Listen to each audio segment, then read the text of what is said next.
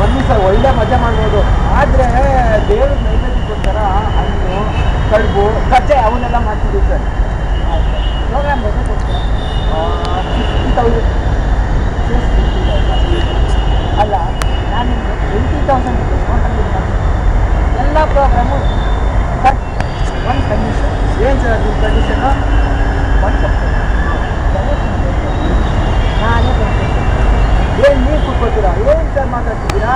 ನೋಡಿ, ನೀವು ಗಣೇಶನಿಗೆ ಕಡಿಬಿಟ್ರೆ ತಿನ್ನಬೇಕು ಅಂತ, ಮ್ಯೂಸಿಕ್ ಹಾಕಿದ್ರೆ ತಿನ್ನಬೇಕು ಅಂತ. ಆದರೂ ಮಣ್ಣಿನ ಗೊಂಬೆಗೆ ಇಂಥ ಸಂಭ್ರಮ ನನಗೆ ತುಂಬ ಇದೆ.